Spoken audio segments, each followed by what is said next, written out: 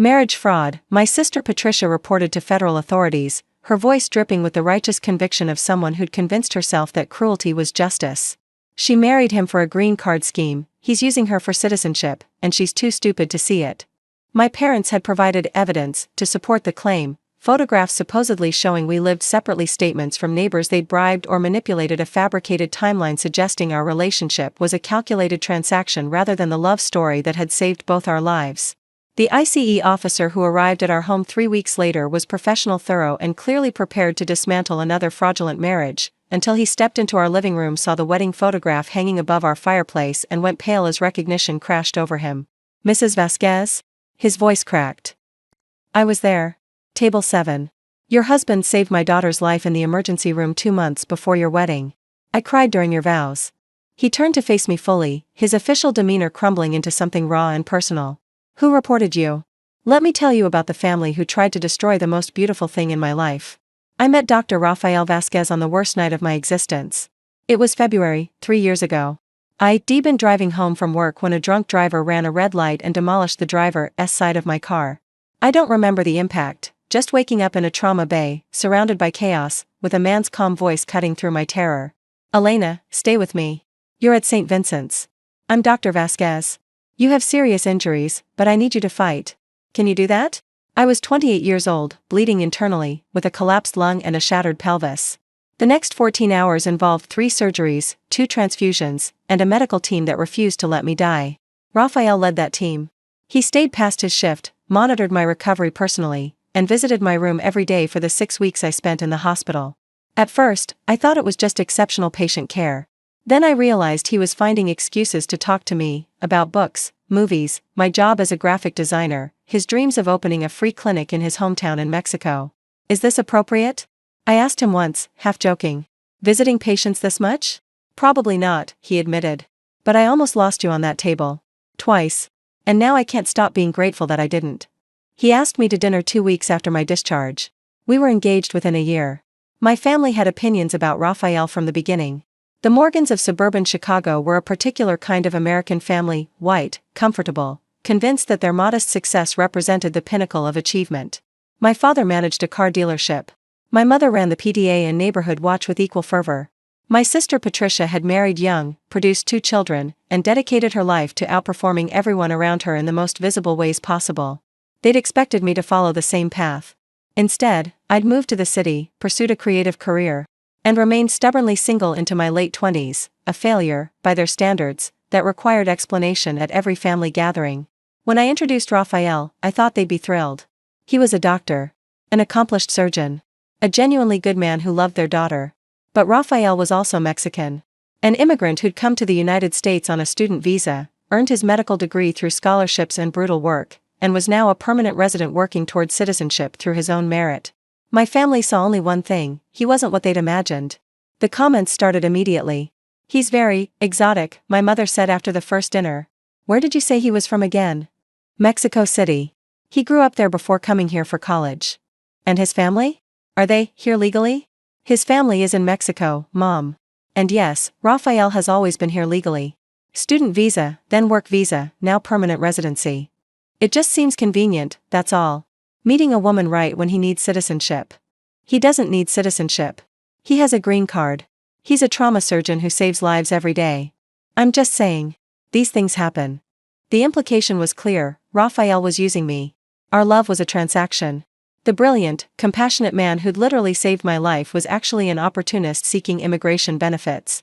The accusation was so absurd, so divorced from reality, that I initially dismissed it as ignorance that time would correct.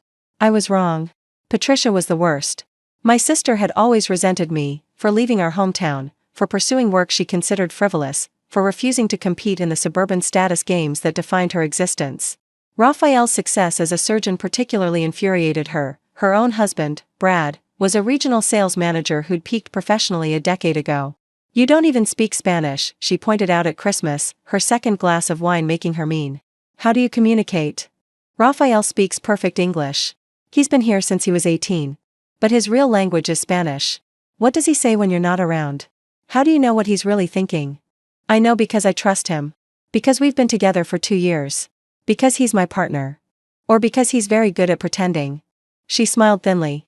Men like him learn to say what American women want to hear. Men like him? You know what I mean. I did know. I'd always known. The wedding was the happiest day of my life. We married in October at a botanical garden outside the city. 200 guests, including Raphael's colleagues from the hospital, my friends from the design community, and the families we'd built beyond blood. My parents attended. They smiled for photographs, said appropriate things, and left early.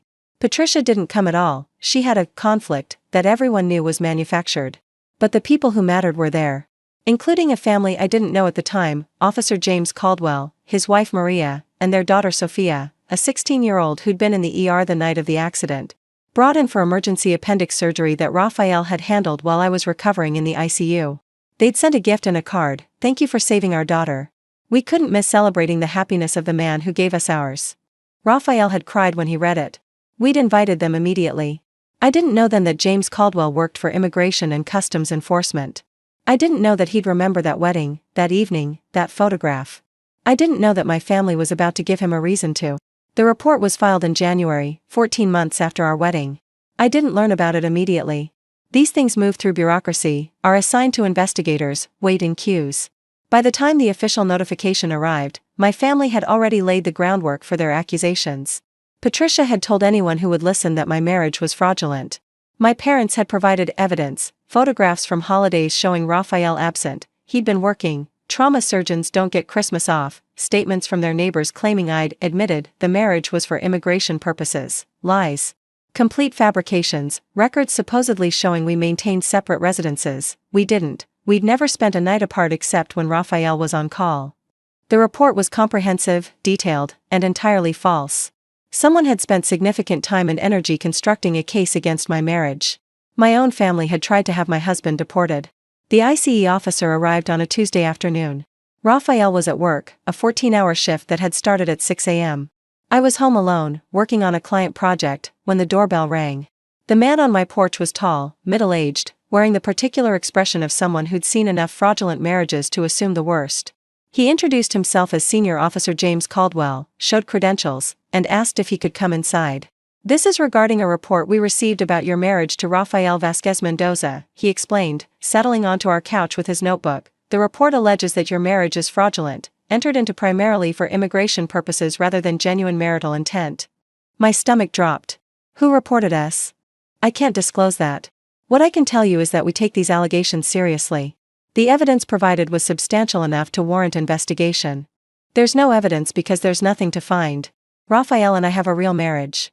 That's what we're here to determine.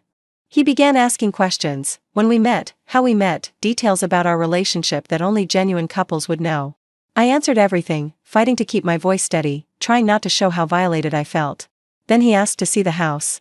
Proof that we actually lived together, shared closets, shared bathroom items, the accumulated detritus of two lives genuinely intertwined. I led him through our home. Past the kitchen where Raphael made his grandmother's tamales every Christmas. Past the office where my design work covered one wall and his medical journals covered the other. Past the bedroom where his side of the closet held scrubs and dress shirts, and mine held the dress I'd worn to his hospital's gala last month. We stopped in the living room. He was asking about our photos, the collection of framed memories covering every surface, when his eyes fixed on the wall above the fireplace. Our wedding portrait. Raphael in his black suit, me in my grandmother's altered dress, both of us crying with happiness as we said our vows. Officer Caldwell went pale. "Mrs. Vasquez?" His voice cracked. He crossed to the photograph, staring at it with an expression I couldn't read. "I was there. Table 7. He turned to face me, his professional demeanor crumbling. "Your husband saved my daughter's life in the emergency room 2 months before your wedding. Sophia. 16 years old. Her appendix burst, and he was the surgeon on call." "Sophia Caldwell," I whispered, remembering. "She sent us a thank you card. A beautiful one. We all came to the wedding. My wife, my daughter, myself. Your husband invited us personally after Sophia was discharged." His voice was thick. "I cried during the vows. I watched you both, and I thought, that's real. That's what love looks like." He set down his notebook. "Mrs. Vasquez, who reported you?" "I don't know. You said you couldn't tell me." "I'm asking if you know. Because whoever did this, they gave us photos, statements, documentation. They spent weeks building a case against your marriage. This wasn't an anonymous tip. This was coordinated." I felt the truth rising like bile. My family has never accepted Raphael. My parents, my sister, they've made comments since the beginning. About where he's from. About his motives. Your own family reported you? I think so. I can't prove it, but... I paused. My sister Patricia didn't come to the wedding. She's been telling people for months that our marriage is fake. Officer Caldwell was quiet for a long moment. Then he did something that surprised me. He closed his notebook entirely. I'm going to tell you something I probably shouldn't, he said. The report we received was filed by a Patricia Morgan Hayes. Supporting statements were provided by Donald and Carol Morgan. Your parents. The confirmation hit like a physical blow. I'd suspected. Knowing was different. They're trying to have my husband deported. They're trying to destroy your marriage using federal resources. His voice carried an edge now, anger on my behalf. Mrs. Vasquez, I've investigated dozens of marriage fraud cases. I know what fake marriages look like. The awkward couples who can't answer basic questions about each other. The separate lives barely hidden. The paperwork that doesn't match the reality. He gestured around our home, the photos, the shared books, the evidence of two lives completely intertwined. This isn't fraud. This is a marriage. A real one, probably stronger than most I've seen. He stood. I'm going to close this investigation as unfounded. But I'm also going to document the nature of the complaint and who made it. What does that mean? It means filing a false report to federal authorities is a crime. Your family wasted government resources trying to weaponize immigration enforcement against a legal resident with documented status. He paused. I can't tell you what to do with that information. But if I were you, I'd want to know exactly how far my family was willing to go. Raphael came home to find me crying on the couch. I told him everything, the investigation, Officer Caldwell's recognition, the confirmation of who had reported us. He held me while I sobbed, his own body rigid with fury he was trying to control. They tried to have me deported, he said finally. Your parents. Your sister. I know. Because I'm Mexican. Because they're small, scared people who can't accept anything different from what they expected. I pulled back to look at him. I'm so sorry. I never thought they'd go this far. This isn't your fault, mi amor. You didn't do this. But they're my family. They're your relatives. Family is something different. He kissed my forehead. Family is what we've built. The people who love us. The life we share. What do we do now? Whatever you want. But I think they need to know there are consequences. The family meeting was my idea. I invited my parents and Patricia to our home, a request so unusual that they couldn't refuse without revealing their guilt. They arrived on a Sunday afternoon, clearly nervous, clearly wondering if we'd somehow discovered the truth. We had. But they didn't know what else we had. Officer Caldwell had provided documentation, a copy of the report, the supporting statements, the evidence they'd fabricated.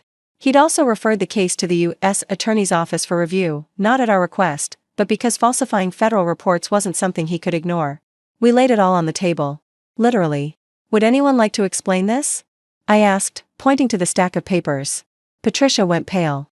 My mother's hands shook. My father attempted bluster. We were concerned about you, he tried. These situations, immigration marriages, they're common. We just wanted to make sure. You filed a false report with federal authorities. You provided fabricated evidence. You tried to have my husband, a legal permanent resident, a trauma surgeon who saves lives every day, deported. We didn't know it would go that far. What did you think would happen? Raphael spoke for the first time, his voice quiet but devastating. Did you think ICE would just check a box and move on? Did you think accusing someone of immigration fraud was a small thing? You're not even a citizen, Patricia spat, abandoning pretense. You don't belong here. You don't belong with her. We were trying to protect Elena from a mistake, my mistake. I laughed bitterly. Marrying the man who saved my life? Building a partnership with someone who loves me more than you ever have. He's using you. He's never used me for anything. He had a green card before we met. He didn't need this marriage for immigration status. I leaned forward. But you knew that, didn't you? You didn't actually care about fraud. You cared about keeping your family white. About not having to explain a Mexican son-in-law to your friends. About your own prejudice. The silence that followed was damning. I explained the consequences. The U.S. Attorney's Office was reviewing the false report. Filing fraudulent claims to federal agencies carried potential penalties including fines and imprisonment. Whether charges would actually be filed was uncertain, but the investigation was real. You gambled with my husband's future because you couldn't accept who he is, I said. Now you get to live with uncertainty about your own future. How does it feel? Elena, please, my mother reached for me. I stepped back. Don't touch me. Don't contact me. Don't pretend this was anything other than what it was. We're your family. Family doesn't try to destroy what you love. Family doesn't file false reports. Family doesn't weaponize federal agencies against innocent people. I opened the front door. Get out of my house. Get out of my life. We're done. Patricia was charged with filing a false report. The charges were misdemeanor rather than felony. She accepted a plea deal that included probation, community service, and a fine. My parents were named as co-conspirators but not charged individually. The U.S. attorney decided that one conviction sent sufficient message. The local news covered it briefly. Woman charged with false immigration report against sister's husband. Patricia's name wasn't mentioned, but everyone who knew them knew. Her perfect suburban reputation shattered on her own cruelty. That was 18 months ago. Raphael became a U.S. citizen last spring. I stood in the naturalization ceremony, crying as he took the oath, thinking about everything we'd survived to reach this moment. Officer Caldwell attended. He'd stayed in touch after closing our case, checking in periodically, sharing updates about Sophia, now a pre-med student who cited Raphael as her inspiration. You know why I became an immigration officer? He asked me after the ceremony.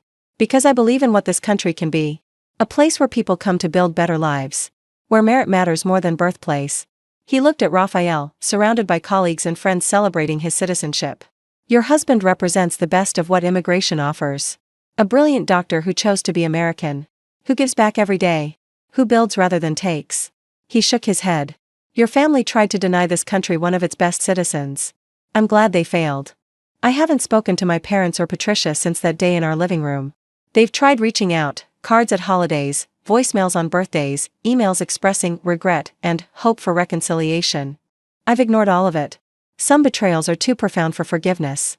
Some wounds don't heal because they shouldn't. Raphael and I built our own family. Friends who celebrated our marriage. Colleagues who respect his work.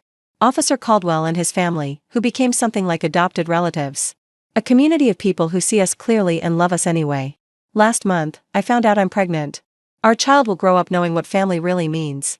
Not blood, not obligation, but choice. The people who show up, who protect what matters, who love without conditions. My parents will never meet their grandchild. Patricia will never know this new life. They made their choices. Living with them is their consequence.